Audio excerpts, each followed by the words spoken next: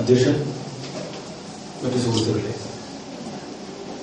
ഈ സാമ്പയൻമൂടൻ സാറിന്റെ പുസ്തകം സത്യത്തിൽ ഞാൻ വായിക്കട്ടെ.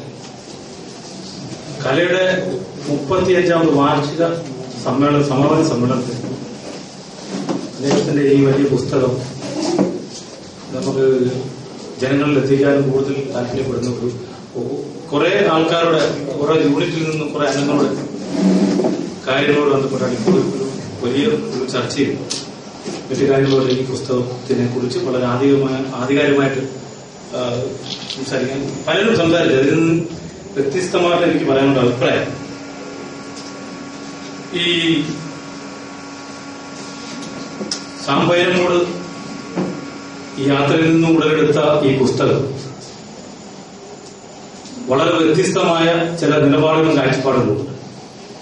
കാരണം ഈ മഹാനായ യേശുക്രിസ്തു ജീവിച്ചിരിപ്പില്ല എന്ന്, കൃഷ്ണൻ ജീവിച്ചിരിപ്പില്ല എന്ന് ഡോക്ടർ ഇടമോള് പറയുന്നു. ആ ജീവിച്ചിരിപ്പോഴോ ഇല്ല എന്നുള്ളതായിരുന്നു ഇന്നത്തെ കാര്യം.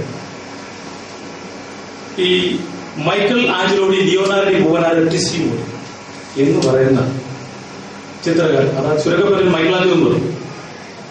ഈ മൈക്കലാഞ്ചലോയാണ് ആദ്യമായിട്ട് യേശുക്രിസ്തുവിന്റെ പടം വരച്ചത്.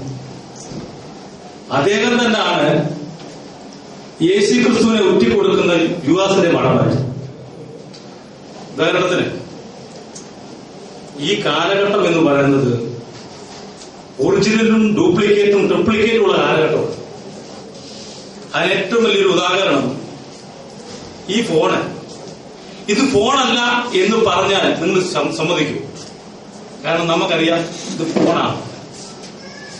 മറിച്ച് ഇത് കലയെന്ന് പറഞ്ഞ് എമ്പളമാണ് യേശുക്രിസ്തു എന്ന് പറഞ്ഞാൽ നിങ്ങൾ സമ്മതിക്കൂ? നമ്മുടെ മനസ്സിൽ ഓടിയെത്തുന്ന ഒരു ക്രിസ്തുവിന്റെയും കൃഷ്ണന്റെയൊക്കെ പടവും. ഞാൻ പറയാൻ കാരണം, ഈ യാത്രയുടെ മധ്യയിൽ ശ്രീ സാമ്പയനമൂർത്തി ഒരു ഇത് എഴുതണമെന്നുണ്ടെങ്കിൽ അത് ഒന്നുകൂടെ ഉദാഹരണം പറയാം. കമ്മ്യൂണിസ്റ്റ് പാർട്ടി ഓഫ് ഇന്ത്യ മാർക്സിസ്റ്റിന്റെ 20ാം പാർട്ടി കോൺഗ്രസിൽ ഒരു വലിയ ഒരു വിവാദമുണ്ടായ ഒരു സംഭവമാണ്. ലോകത്തെ ആദ്യത്തെ മനുഷ്യ സ്നേഹിയാണ് ശ്രീ യേശുക്രിസ്തു എന്ന് പറഞ്ഞൊരു യേശുക്രിസ്തു പടം വെച്ചു. അതിനെക്കുറിച്ച് എന്തെന്ത് കോലാഹലമായിരുന്നു കേരളത്തിലും ഇന്ത്യയിലും ലോക പത്ര മീഡിയ മാധ്യമം നടത്തിയത്. പക്ഷേ നമ്മൾ മനസ്സിലാക്കേണ്ട ഒരു പ്രധാനപ്പെട്ട കാര്യം, ഇവിടെ ക്രിസ്തുവോ ക്രിസ്ത്യാനിയോ ഹിന്ദുവോ എന്നുള്ളതല്ല വിഷയം. മനുഷ്യന്റെ മൂല്യങ്ങൾ ഉയർത്തിപ്പിടിക്കാൻ പറ്റുന്ന ഓരോ മനുഷ്യരും, അത് ലോകത്തിന്റെ ചരിത്രത്തിനെടുത്ത് നോക്കിക്കൂ, ഇടതുപക്ഷ ചിന്താഗതിയുള്ള ആൾക്കാർ മാത്രമേ ഉള്ളൂ. അനുദാഹരണം, ഞാൻ പന്ത്രണ്ട് താമസിക്കുന്നത്, എന്റെ സ്ഥലം പന്ത്രണ്ടാവും. യേശുവിലെ ഏറ്റവും വലിയ കൺവെൻഷനാണ് മാരാമൺ കൺവെൻഷൻ. ഈ മാരാമൺ കൺവെൻഷൻ നടത്തത്തില്ലെന്ന് പറഞ്ഞാൽ വിശ്വഹിന്ദു പരിഷത്തും കോൺഗ്രസുകാരും എന്ന് പറയണ്ട, RSS ഉൾപ്പെടെയുള്ള ആൾക്കാർ, ഹിന്ദു സമുദായത്തിൽപ്പെട്ടവർ.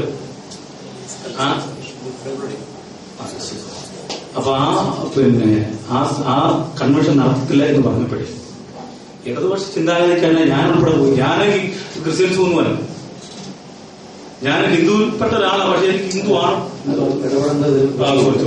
ചർച്ച പുസ്തകത്തെ പറയാതെ ഞാൻ പറഞ്ഞിട്ടുണ്ടെങ്കിൽ ക്ഷമിച്ചാൽ. അപ്പൊ ഞാൻ പറഞ്ഞത്, ഈ ഞാൻ പുള്ളിക്കാരൻ ഏറ്റവും കൂടുതൽ അംഗീകരിക്കുന്നു പറയുമ്പോൾ പുള്ളിയുടെ പുസ്തകം വായിച്ചിട്ടില്ല. ആദ്യം പറഞ്ഞത് ഈ പുസ്തകം എഴുതാനുള്ള ഒരു പ്രയോജനം പുള്ളി 2 പുസ്തകം പുള്ളി എഴുതി, 3ാമതാണ്.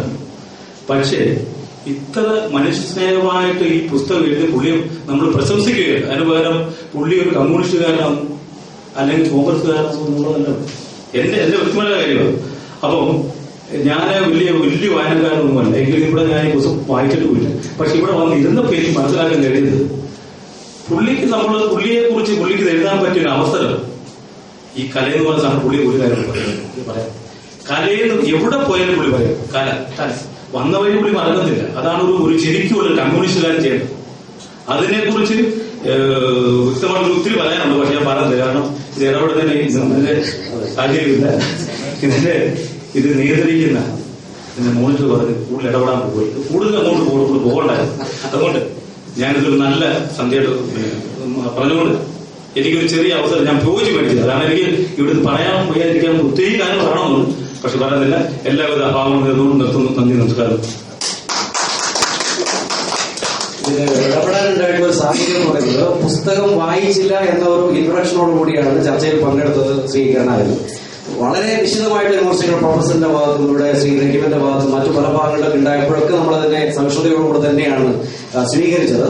വിമർശനങ്ങൾ ആവശ്യമാണ്, പക്ഷെ പുസ്തകത്തിൽ അധികരിച്ചിട്ടുള്ള നമ്മുടെ അനുഭവങ്ങളെല്ലാം ഇവിടെ ചർച്ച ചെയ്യപ്പെടേണ്ടത് എന്നുള്ളതുകൊണ്ടാണ് ഇടപെട്ടത്. അതിന് ക്ഷമ ചോദിക്കുകയാണ്. തുടർന്ന് അവസാനം എൻ അജിത് കുമാർ ചർച്ചയിൽ പങ്കെടുക്കും.